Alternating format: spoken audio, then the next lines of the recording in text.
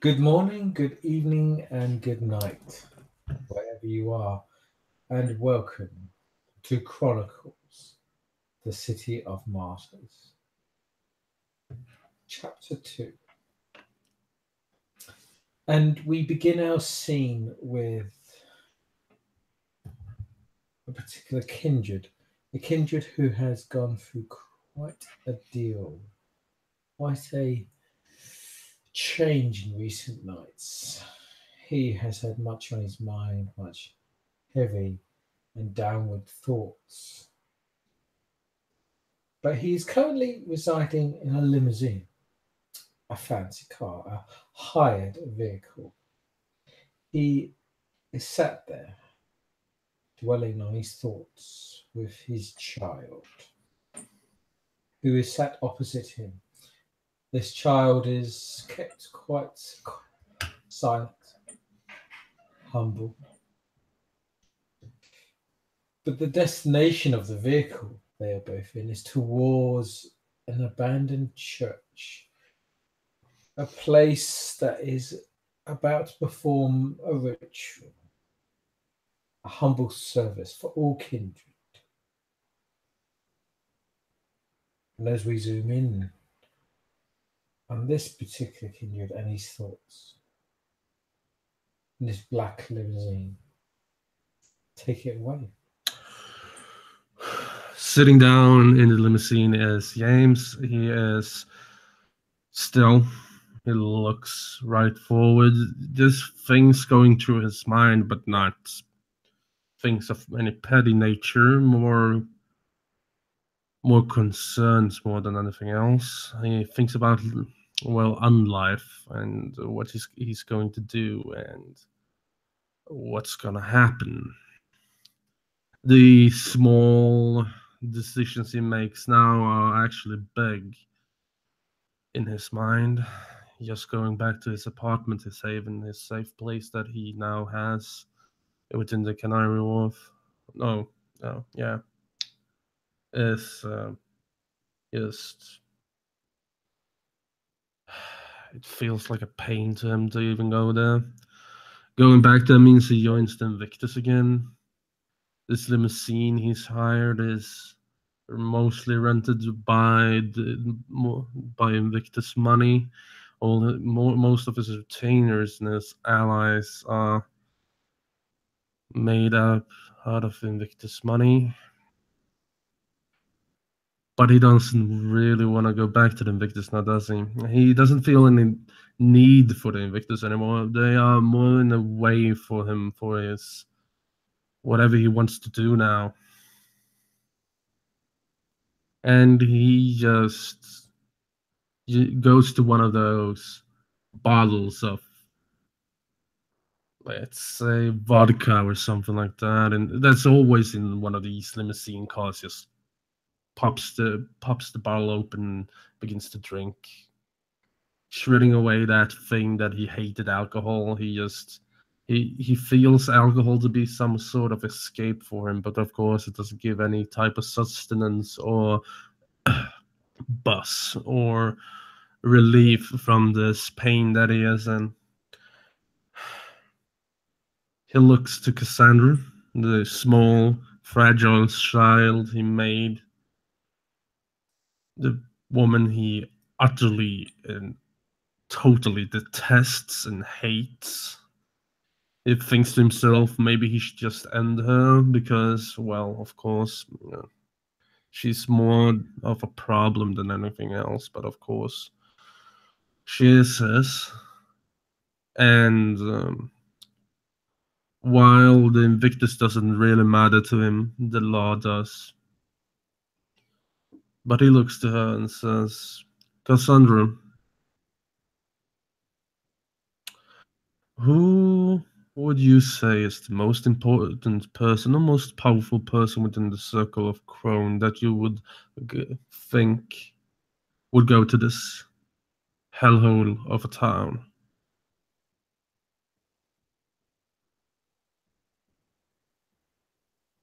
Dave, you're muted. Apologies. As you look across the limousine. And as you look towards Cassandra, she is laid back in an area. She's actually feeding on one or two individuals in the limousine that you picked up along the way. I managed to entice or pull through into the limousine. Food, creatures of sustenance that are totally oblivious, totally unaware of what's happening around them. She's just caressing herself around them, enjoying them, embracing just their flesh, their blood, the taste of them. But if you speak to her, she does, of course, acknowledge. She raises her head. She pokes her nose and her mouth up, covered in blood. And as you ask this question, there's quite a more powerful, more reserved, more controlled like elder that's witnessing this current event in front of her. She answers back, going,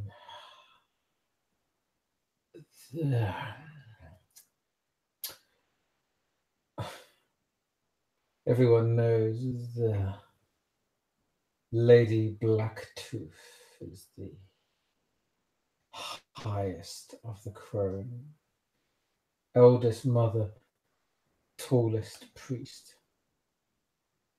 Whether she is this, who knows? I believe she is related to you and to me now.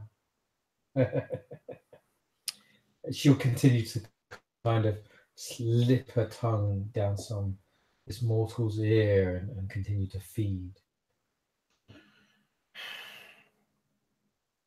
He nods. Lady Blacktooth is my aunt now. I don't think she would be coming here.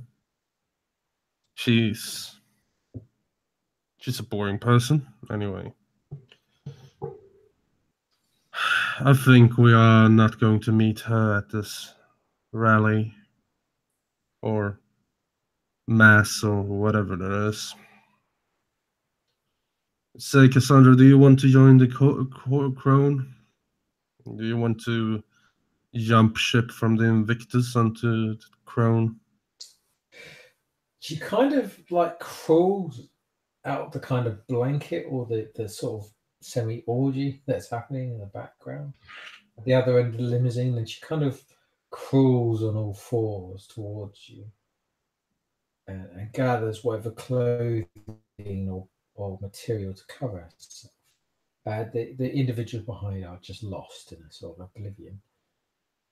As she crawls towards you, she sort of looks and just goes, I was never servant of the Invictus.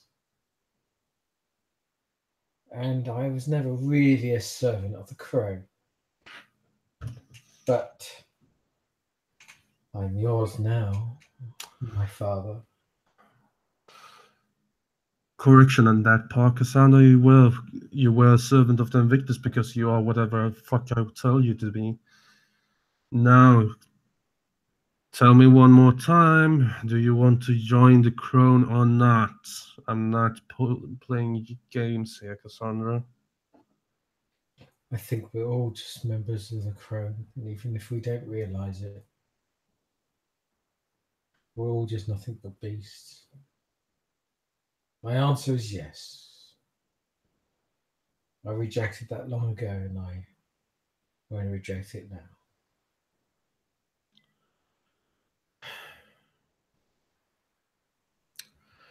So, yeah. When we come there, we will talk to the crones and see what they're all about. While I know what they do, I have no interest in the cult myself, nor do I wish to really learn any of their wicked rituals or whatever they do. People talk about blood magic. Are you more attuned to that side of everything, Cassandra? I forgive me, my sire, my father. And she smiles, and she sort of, rolls two fingers along your chest or towards your shoulder in a sort of playful manner. These two fingers walking up side, and she sort of points to the individuals at the back and goes, "It's very impolite to turn up to a crone ritual without sacrifices, without subjects worthy of an offering." Are you sure we shouldn't bring anything younger? That's his first impression. I'm sure this will do. And she sort of politely caresses you or kisses you sort of along the neck or the shoulder as she says it. The funny thing about that being, he doesn't move. He doesn't care about her petty fucking sexual tension towards him. He's given up on that long before. He doesn't feel it anymore. He doesn't even feel justified to even, react. She can do whatever. If it pleases her. And he just says, "Well, do we need to grab something else because you already started on these ones?" I'm sure they won't notice. I've only taken a light taste of them. She licks her lips towards you. All right.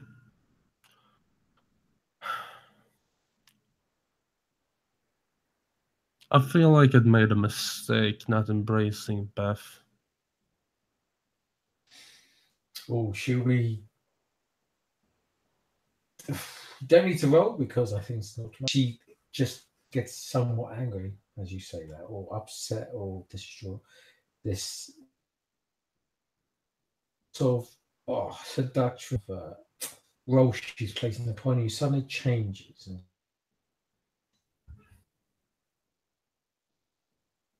she gets a bit more. If you embrace that, she calls you nothing more pain back to you. And emotional reaction. There's a sense of not hatred, but a sense of indifference.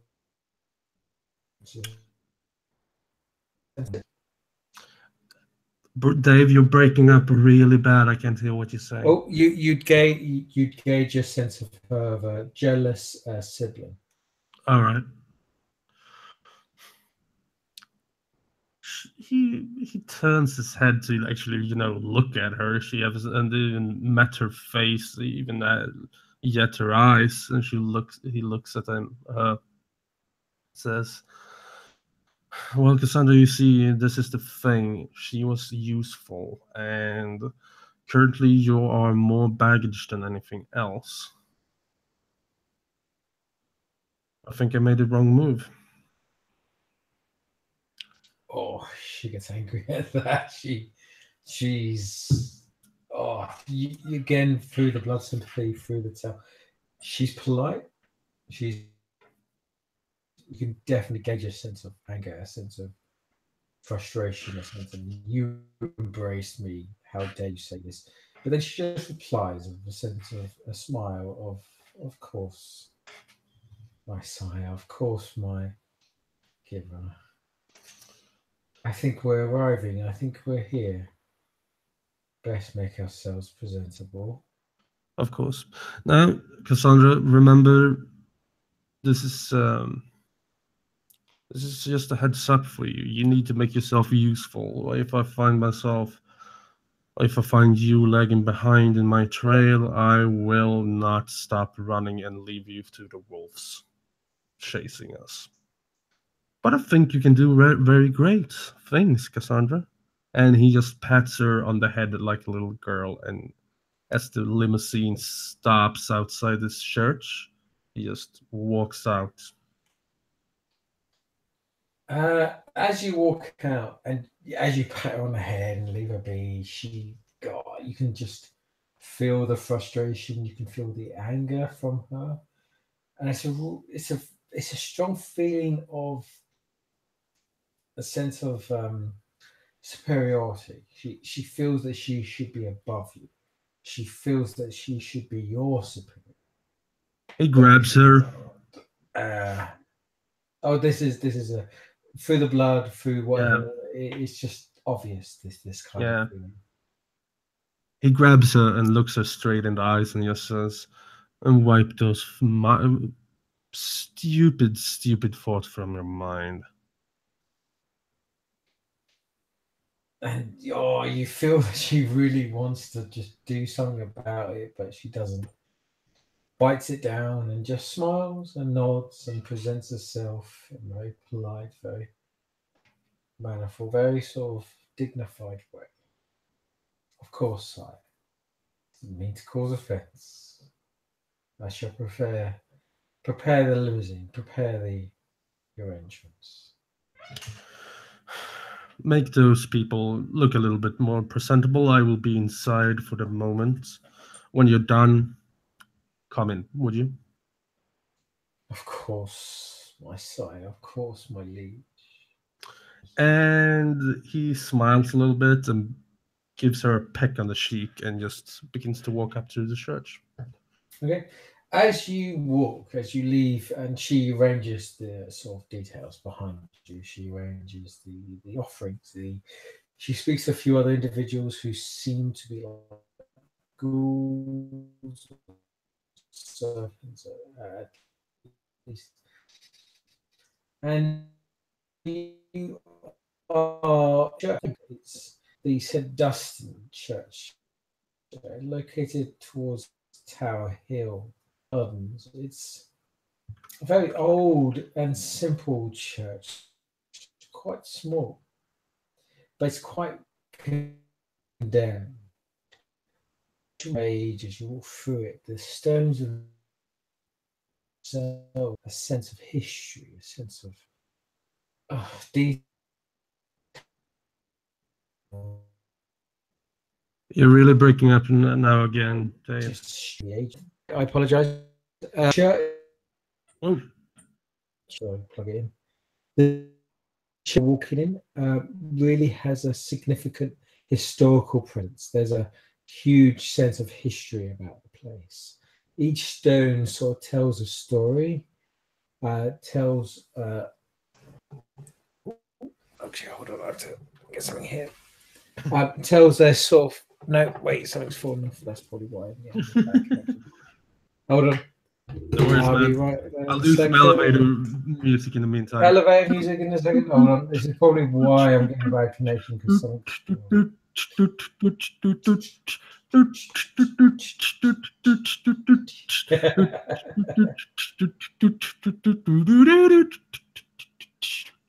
Okay, should we bet now? I think this should work. Okay. Oh, right. Okay. So, yes, as you proceed through the church, there's this sort of history that emanates from the bricks, the stones, as you walk through. This church is vastly old, older than it seems, as if it's built upon previous churches.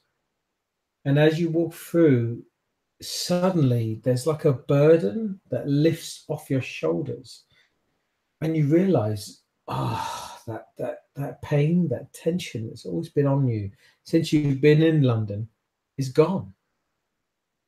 It's been removed, as if, wait a minute, was that always there? Has that always been there? And as you look up, you realize the moon is no longer quite bright, quite glaring down at you. The moon itself is red, sort of crimson, sort of blooded, as you look at it, as it pierces the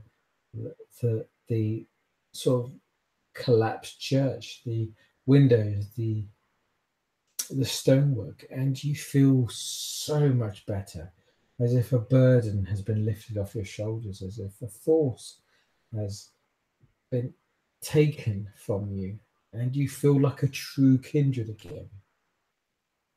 And you've not felt like this since you've entered London. It's been, you don't even realize how massive, how heavy the burden has been upon you. And as you proceed further into the church, the greater this feeling is, the better you feel. And as you proceed, you are met by these bizarre monk sort of ghouls, or mortals at least, who gesture for you to proceed underground or towards an underground sort of service. You hear the chanting, you hear the murmurs of mortals and kindred mixed in a surface, a sort of ritual that's being performed in the basement, the empty, hollowed area of this church.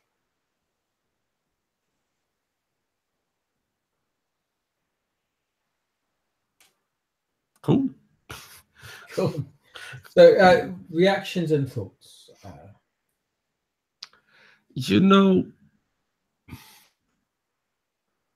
I think it's not so much of a reaction from James's part. It's more of a when he feels this burden begin to lift. He moves. He kind of makes a move like someone removed a loaded backpack from your back. He flexes a little bit and just continues on. He's very focused right now. He doesn't really care. Of course, it comes to mind what's going on and this miracle that's happening. But nevertheless, he just keeps on going, keeps on tracking. He is annoyed by the fucking monks. He feels like they're burdened to this fucking place. Like, why do you even need these monks? They're just for decoration. And it's a stupid decoration anyway. Something like that. Now, as you proceed further down, you kind of reach the altar of the church, and these steps that seem to lead under the altar. And as you proceed down these steps, they go to sort of a your kindred senses pick up to the extent that you sense older stones, older placements, older establishment. That this church has been built upon another church, or built upon another establishment, another religious kind of order. And as you proceed further down, the more primitive, the more your beast kind of understands or acknowledges, it becomes more attuned, it becomes more homely, it becomes welcomed almost. And as you get to the sort of bottom layer of these steps, you see this underground sort of temple. And before you, you see these candles that are sort of lit around. And you sense the presence of mortals scattered around the sort of the choir, the sort of the worshippers. And you sense the kindred, the essence of beasts that are leading the sort of service. And you see before you somewhat basically towards human eyes this would be quite horrific, but to you it seems somewhat commonplace. You see individuals that have been etched in their backs with bookwork, as if books have been sewn in their skin. You see other individuals who seem to have their faces starting to be sort of peeled or scarred off. You see what you can only assume are mortals, but they seem to be etching writings on their bare surface as if punishing themselves in front of this majesty of offering towards the. And I'm going to simply say four kindred. There are four kindred in front of the sacrificial altar, as it were. And they seem to be leading the surface and leading the service.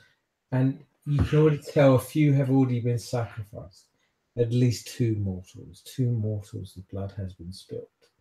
And the blood has been spilt in a way that it actually pours down and fills channels or tunnels or edgeways towards the whole chapel underground. Now, this just reeks of kindred power, reeks of kindred essence and mortal blood.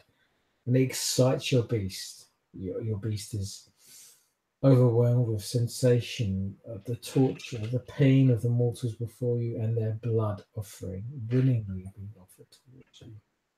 And this is a scene presented before you.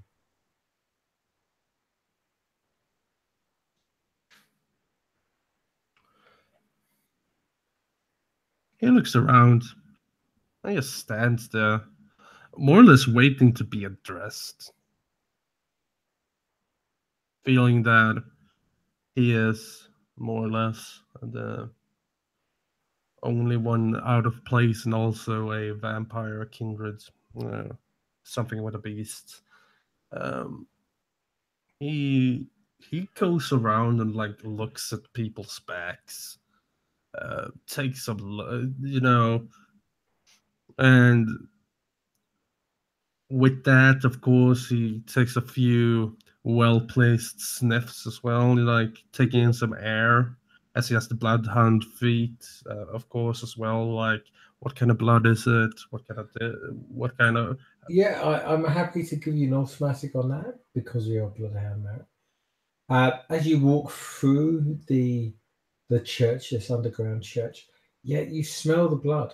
It reeks through the air. It's very heavy, and you can smell noble blood. You can smell common blood. You can smell infected blood, vile blood, drug-fueled blood. There's a mixture of all kinds of horrendousness, a sensation of horrid defilement of just sort of intoxicated vitae that seems to just spread through the air. And it's all spread willingly. There's a sense when you feed off a victim that they refuse, it comes somewhat sweet, but this vitae is very willing, it's very open, it's very you could devour one of these people and they will consider it a blessing, they will consider it an honoring almost. And you can just smell that through the blood. You can smell that through the essence as you walk along.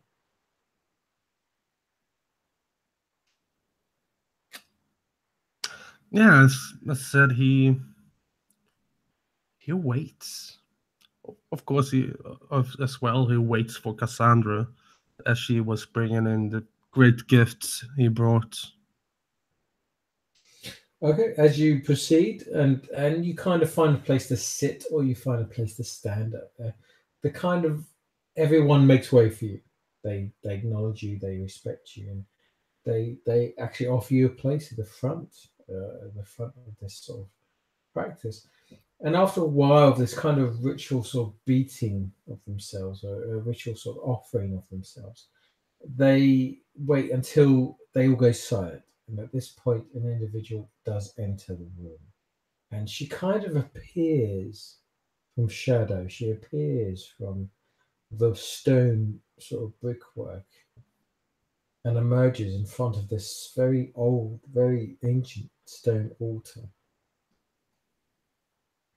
And as she emerges, she just sort of speaks and goes,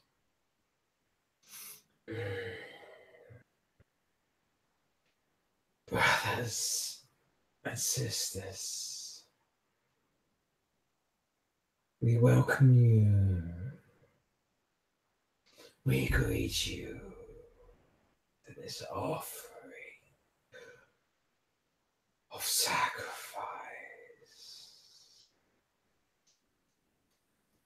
The moon beckons, the moon calls, and we grant it blood.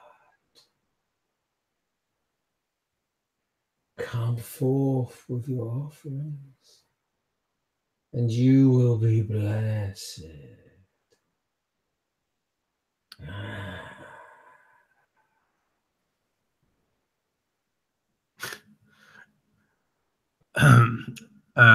James looks around. Is Cassandra here yet? Cassandra's just kind of in the background, and she's, what is somewhat comical. She's kind of like totally overstretched what she can do, and she's dragging like two corpses or two people, and she's fed off one of them. One of them is somewhat semi-alive, and she's kind of laid them in the background, and looks at you like to give you a sense of like continue, keep going. I'll be there in a second. He stands up and helps her out. She's taking too darn fucking long, and it's the fault in his teachings. He hasn't taught her the well refined art of vigor enough. Being so weak, poor girl. He basically goes up to one of these guys and takes him by the scruff of his neck and begins to drag him to the front of the altar. They actually do this. The church choir, the individuals that see this, the Holy Communion sort of individuals, they look towards you and they praise you as you offer, as you walk towards. They all start to cry out, and there's a feeling of thankfulness. At least someone is offering something, and they're somewhat pleased. As you kind of drag these bodies, these individuals towards the altar, towards the front, the priestess, this creature, looks down towards you from this high pillar and just sort of goes,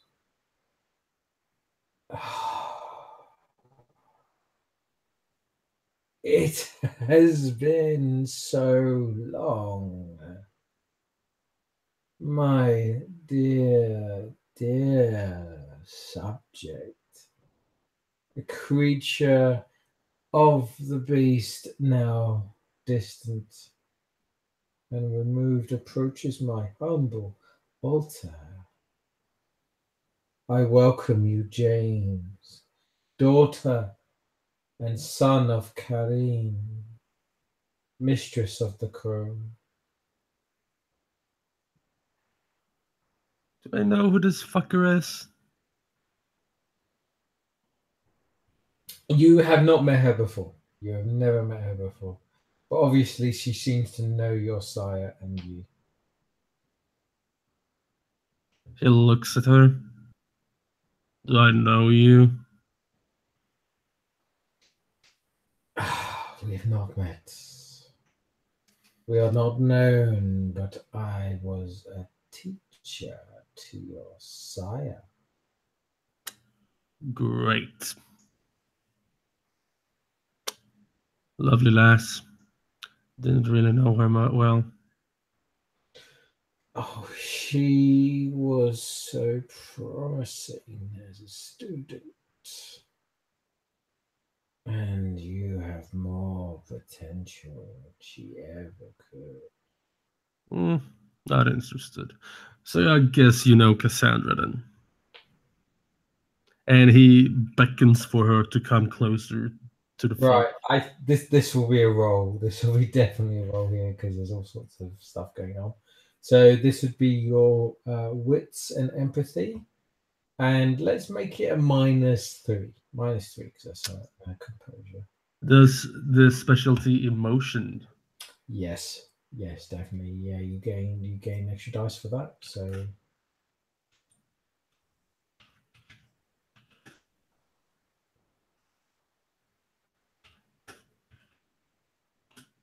Meh, nothing. nothing. Okay, so you look, and she just looks to Cassandra. Go, Cassandra. The prophetess, the mortal vision, and you have taken her under your wing. You have made her yours. Interesting, most interesting.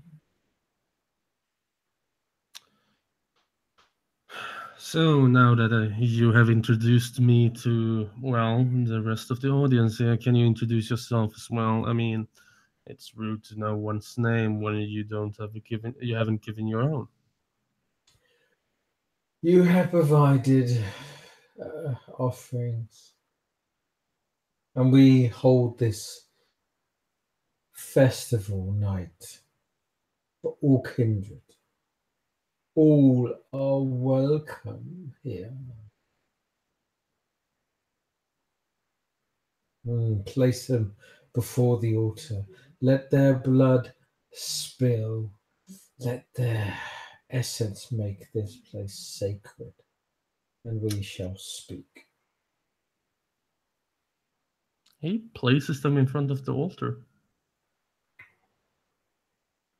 And looks to her, you like, with inquisitive eyes. Oh, she sort of stood above the altar, or stood looking down towards you. Yeah. Hands crossed, fingers crossed. She gives this presence of this tall, lanky creature. She gives off a very a wrongness, a corrupting essence all about her, and it's as if there's a sort of a wind that blows around her that seems to kind of scatters elements and corruption and pain as you get closer towards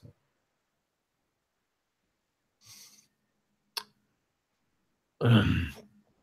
Well, do I need to kill these people, or are you gonna kill them? As he more or less goes up and places this poor fucker that's, maybe just trying to open his eyes at this point at the altar.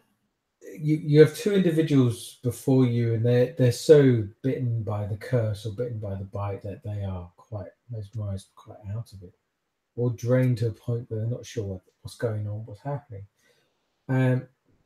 When she looks to you, when she looks to Cassandra and goes, "We all have our choice. We all have our purpose. What is yours?"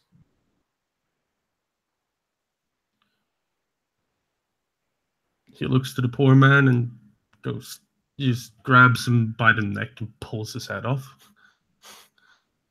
Oh, no roll needed. You just do this. You rip, you pull, and actually, she will look to Cassandra very deeply. And as you do this, she looks to you and nods, agrees, and relishes, as if the pain, as if the action itself kind of fuels her, feeds her almost. She seems to get larger, more powerful as you do this. And then she looks to Cassandra, and Cassandra, again, brilliant at the way she portrays herself, brilliant at the way she convinces others. But when it comes down to it, she gives you a look, she gives you a quick glance of like, oh, no, I can't do it, I can't do it, I don't want to do it, I'm not going to do it.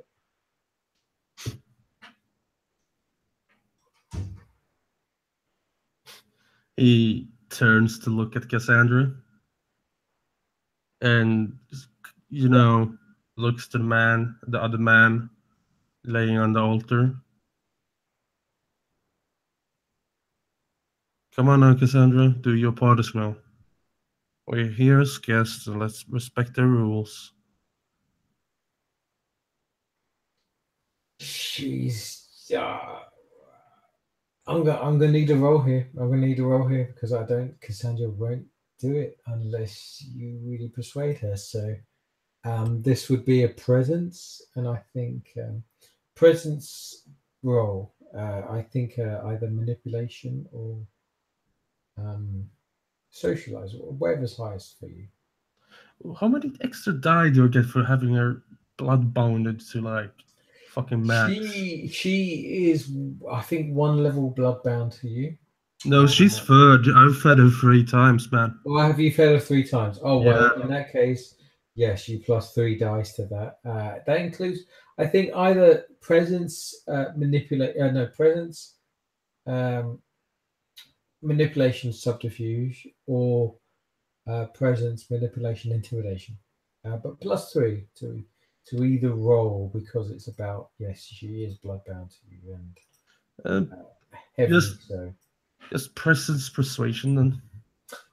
Presence persuasion and plus 3 to the dice roll because of the bloodbound effect.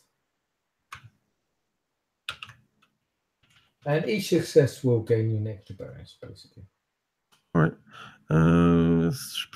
4 plus 3 was it? Yeah. Oop. Hey, 1 success. Oh, 1 success.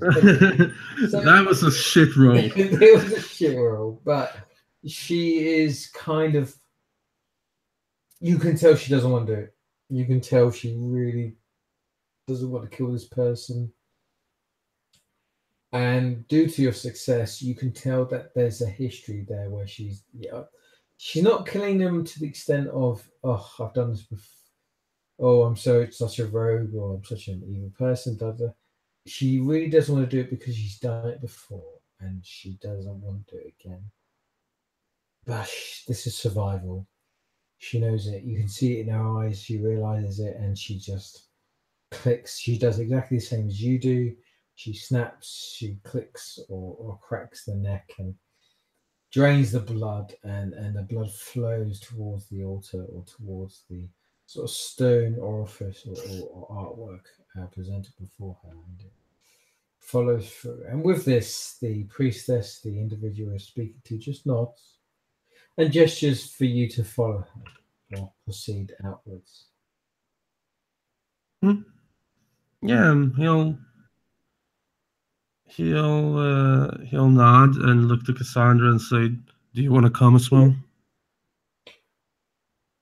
She sort of bows very lowly and she crawls towards you and sort of again very sort of seductive, she sort of crawls on your skin in a very seductive manner. And she sort of whispers to you and goes, "You're on your own. Good fucking luck." And then proceeds to kind of humbly bow and gesture for her to walk away or to move away. And she makes excuses or she's not worthy enough, etc. Yeah. Yeah, she leaves immediately. He nods, making a mental note of that, something to ask her about later, but just follows the strange ritual woman that knows his name. And you proceed to go towards a back room, and you have these bizarre monks, these holy individuals. They're mortal or ghouls, perhaps you're not sure, and they seem to proceed to escort you, follow you towards a further sort of tunnel that leads down, and you hear water dripping. You hear the sounds of undergrowth. You're quite deep underground. You've not realised that actually how far deep underground you are. And you proceed towards a room where, as you walk in, it's covered in growth. It's covered in moss, uh, grass, trees, life, fungus, mushrooms. Everything seems to be just sort of growing in this room. And you're presented with this figure, this individual, this crow, who seems to be just sort of laying amongst the moss, amongst the fungus, amongst the tree growth. And she looks towards you with a sort of smile.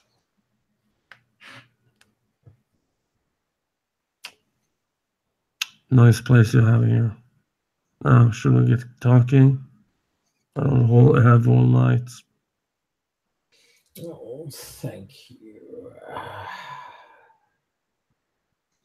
This place took me much effort to grow, to spawn.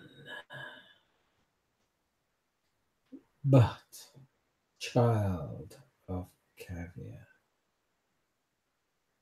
what are you doing here? We appreciate your offering your essence in this place, but you have no purpose here. Go, fool, slave the Invictus. Well, first of all, I was just here for a routine visit, first of all. But maybe I thought I could have some information, give some information. You could share some information. But of course, let's begin with manners first. My name is James. Uh, it's a pleasure to meet you. And what's your name?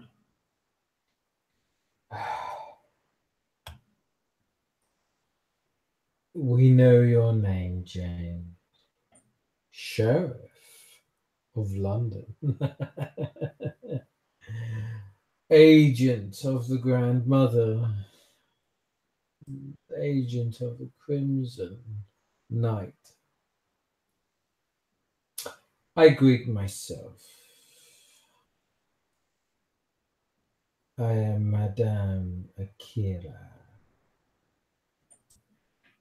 mistress of the Crown, High Priestess of London.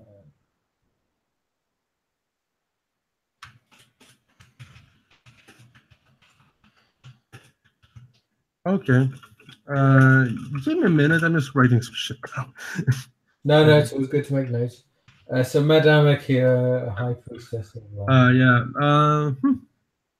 Well, Madame, and he does this bow.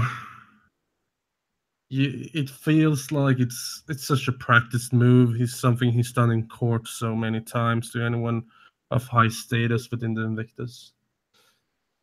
But yeah, to anyone who with a trained eye, it's just a fucking formality, and he doesn't mean anything by it. No, it's fair. She recognises it, she understands it, and appreciates it. It's a form of respect.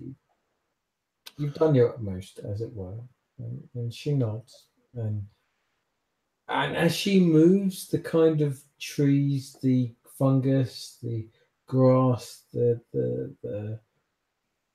environment seems to move with her, or seems to follow her at least, as she kind of gets up or moves around the room.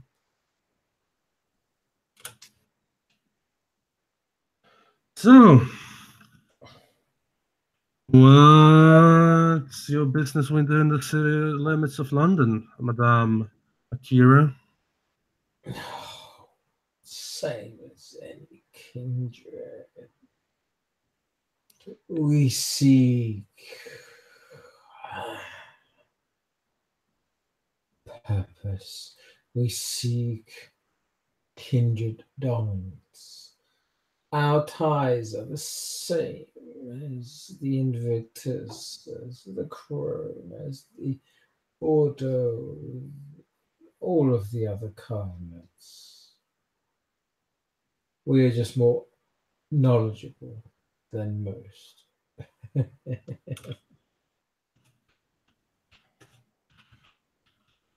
So, Please, before you ask, you've asked me something. I must ask you something. What is the child of Carrion doing in London? I well, thought you were off on business, Invictus. currently I'm working for the Crimson Council as an agent. Also, the Sheriff of London, doing all things, sort of things here. I was sent here not by choice, but by mission alone. She will walk towards you, or walk near you, and she's actually, as she walks towards you, she's really quite tall, very tall, quite grand, very lanky, and the closer she walks towards you, you realize she has all these sort of symbols and markings and sort of feathers that seem to sort of emanate from her essence or from her body and from her clothing. And she will try to touch you or go near you. She will not be. She will not be touching me. Okay, and she'll go towards you, but if you don't let her touch you, she'll just glance you or Yeah, if go if she near tries to you. touch me or anything like that, he's just gonna raise a hand. Fair enough. No, she won't. She won't push you that. She won't push that. So she'll do it in a sort of course, flirtatious manner, humble manner, and then keep sort of. She'll provoke it. She'll keep doing this for the whole evening. But as you say, yes, these things. Oh, I'm here. She'll just look at you. No, no. Mm, something is different. Something has changed in you. I see a man not of mission. I see a man of purpose. What is your purpose, James? What is your core?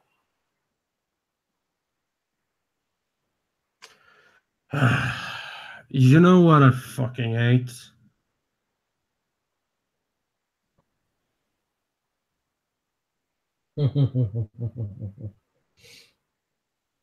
Your man most direct, most forward.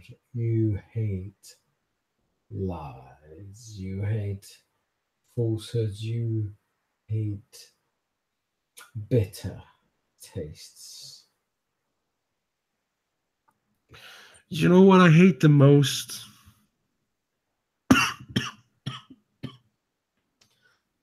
Sorry.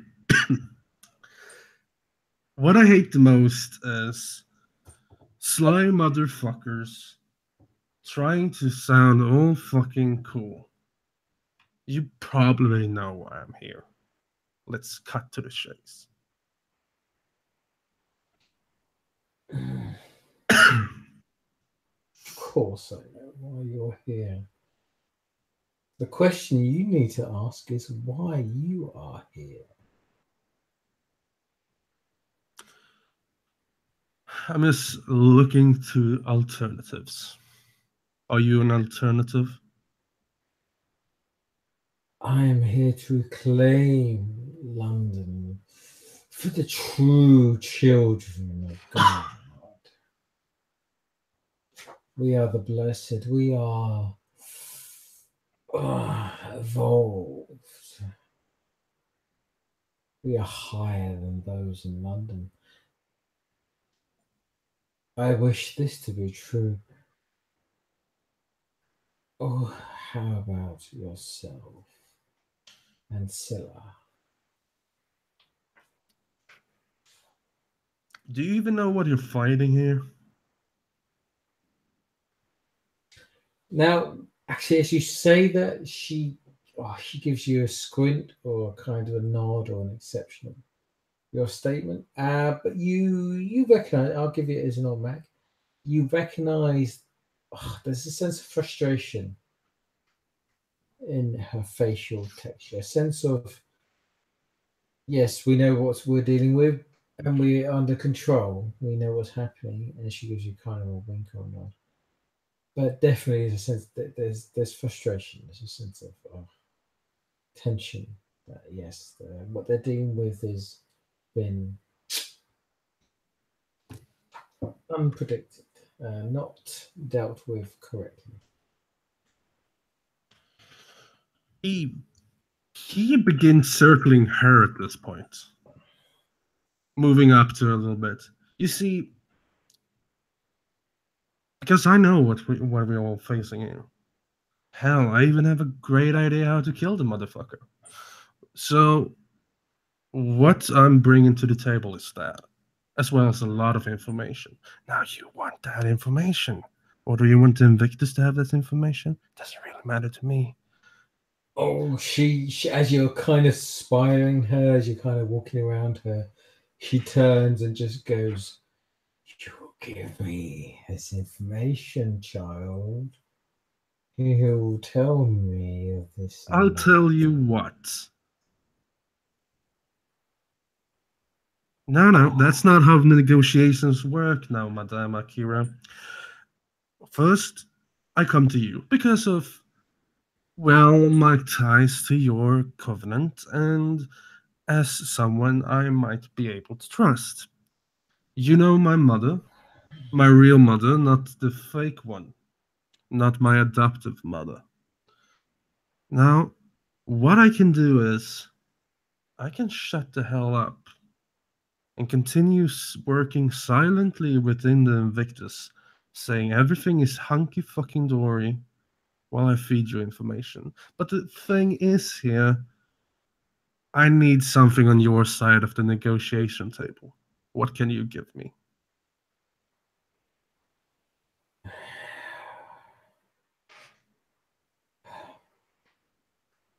an agreement can be made. You give us blood, vitae, potent or lesser. We don't care. Blood. So we that matters. You give us this, and I will tell you of the Crone's secrets, knowledge of London. Good. Seems like we're coming somewhere now. And, Madame, I'm going to give you a bit of information free of charge because I don't want this to get any more worse than it actually is. You and your friends here within the crown, you're welcome to stay within the city boundaries of London, as are anyone actually. More or less, even a rampant diablerist is allowed to be here. But what you need to look out for, Madame, is the thing that when you kill, don't leave sloppy seconds. Pull out their hearts because the revenants are waking up.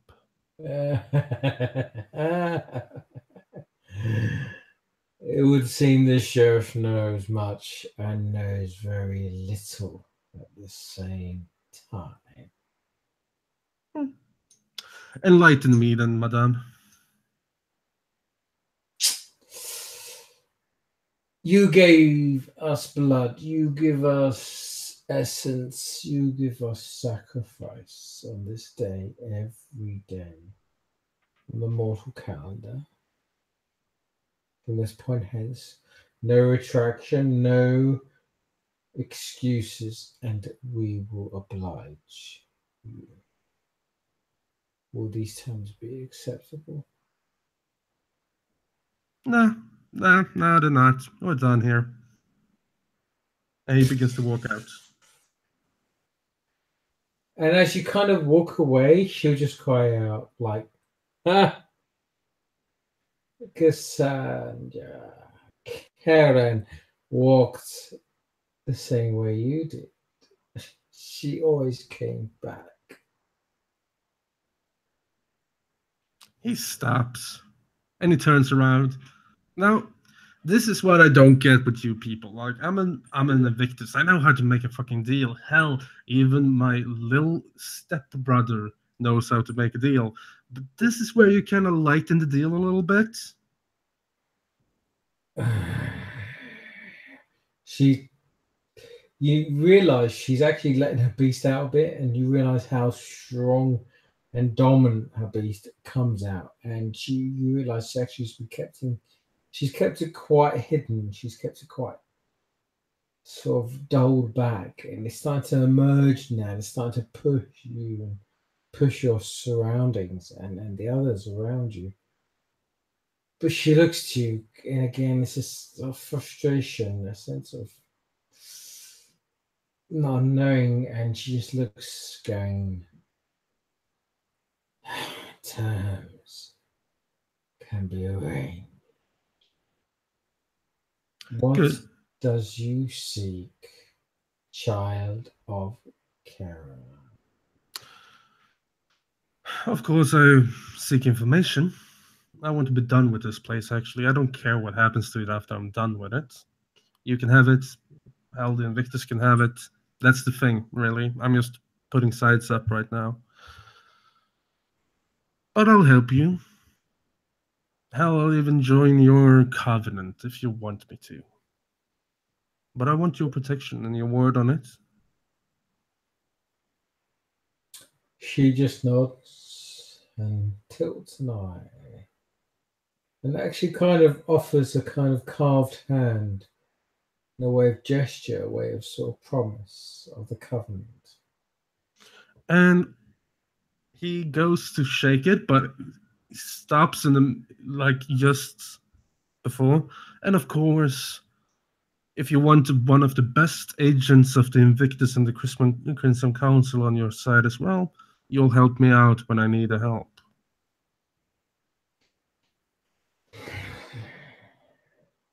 We Crimson believe in the beast always dominates the weak. Is always more powerful than the weaker. But we are pack. We are animals. We will fend our own. We will defend our own. I'll take that as a yes. By the way, as you're doing all this, Cassandra will be looking at you with like a very worried, shaking head, like. Is she here? I thought she left. No, she's still kind of hovering in the background. All right. And But if you do look towards her or see her, she'll be just simply like shaking her head, going, "No, don't do it."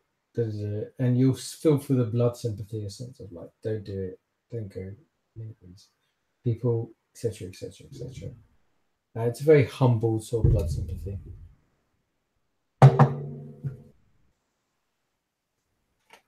Actually, if I can leave you with the thoughts and feelings, and I'll be back in 1 second.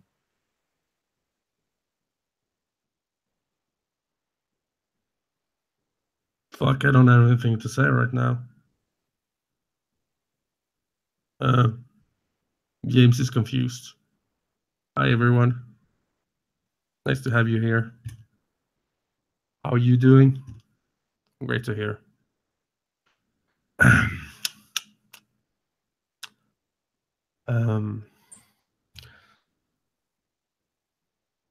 So, yeah.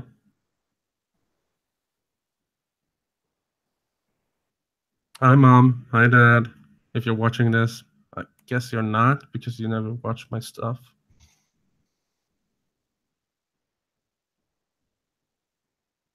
Especially as I don't show them to you. I mean, you would be watching it if I showed them to you. And if yeah. No. James is, he's considering many things. He is considering what Cassandra thinks.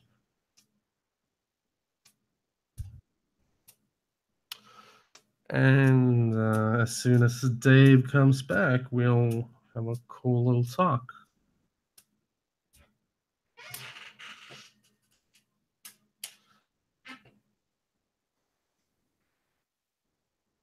Oh, he's back.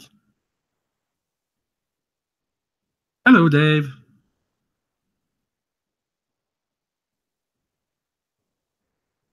Dave, are you there? I think we lost Dave. I salute you, Dave. It was fun while it lasted. Hello? Ah! Sorry, I apologize. Technical bloody hours. No worries, man. Anyway, so yes, as these as this very tall, very sort of lanky individual looks down to you and goes, do you agree to these terms? Do you agree to the settlement of we shall give you this information? And Cassandra looks to you to the extent of, don't deal with these individuals, don't do it. But she's still quite, due to your earlier, she's still dominated by you, by your presence, by your sheer blood. How does your character react to all of this? He turns around to Cassandra. Cassandra, what do you think about all this? Cassandra just sort of, she wants to speak, she wants to whisper, she wants to say something to you, but she doesn't. And she tries to speak on another level, and I think I'll give you an automatic because of blood sympathy and other roles.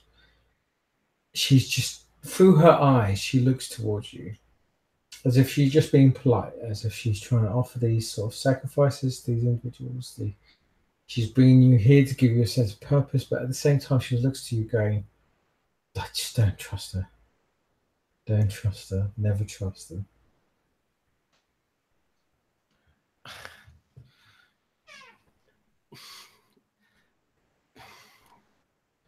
James actually kind of, groans a little bit. Cassandra, it's just jumping beds at this point.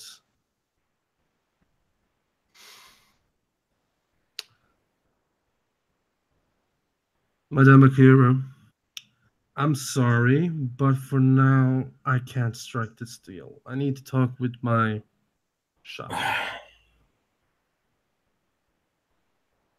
How very, very disappointing.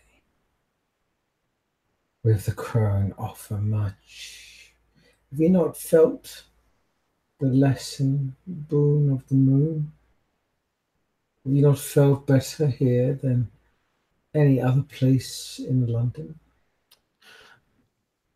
But that is a very, very fine power to have. Yes, it is. But the thing is, unless I'm here all the time, it's not gonna help me. Out there on the streets, nah. Oh, you're just as weak as your sire, weak as your siblings. None of them He have turns around and just anything. leaves.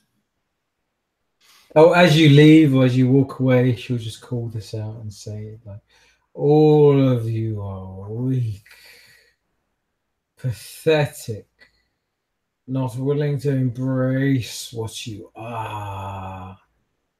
Walk, child. Okay. I pull out my gun and shoot one of the monks in the head. Oh. As you do, No, no, no, I won't shoot him in the head. I will shoot him in the leg. yeah, no, actually, you know what? It's funny. Even if you shot him in the head, it wouldn't matter to her because she's just purely, oh, you've shot a dog. You know, Yeah. it doesn't matter to her. In either case, you shoot this individual, and she looks in a way of like, you've insulted me now. You've insulted my property. You've insulted my place. And at this point, she's kind of like, now the bar has been raised. Now you've opened boundary, and she's like, oh, it does not matter. Crimson, you will fall like your sire. You will die like your sire and be eaten and devoured by the wolves. The bones have predicted your death, child. Seek not in the grave.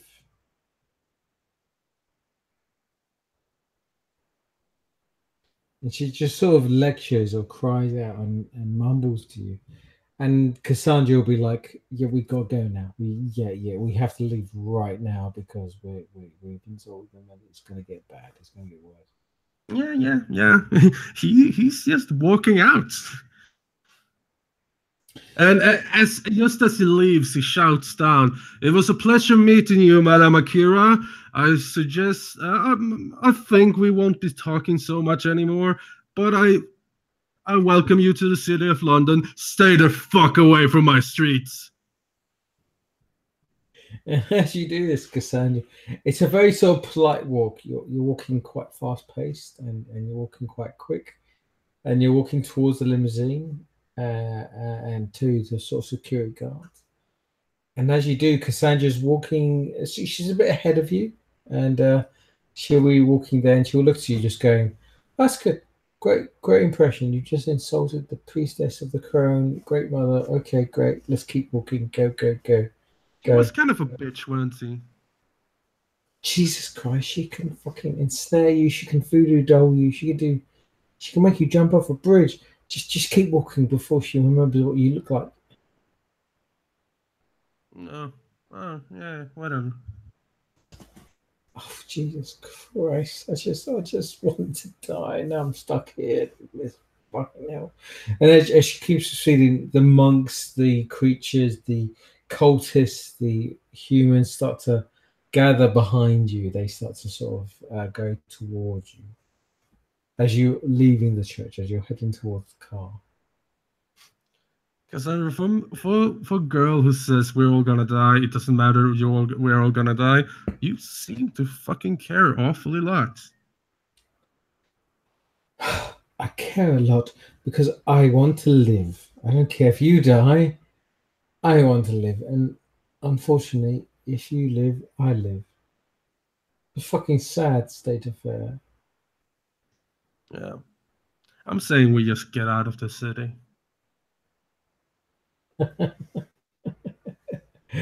We can't leave the city. Why, there's a perfectly good airport. Try it. See what happens. Fate has bound us here. Prophecy. I'll tell you later.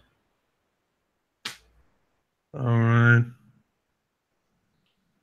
Well, You proceed, and as you go towards the limousine, as you go towards the car, these cultists, these individuals, kind of start to pick up pace, and they start to follow you. And actually, one or two actually hit on the windows and then hit on the back car or jump on the limousine.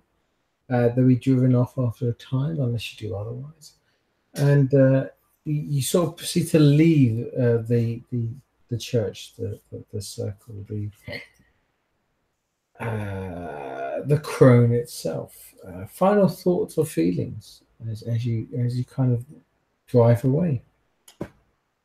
Nothing really. It's that weird thing. He's calm. He doesn't really care.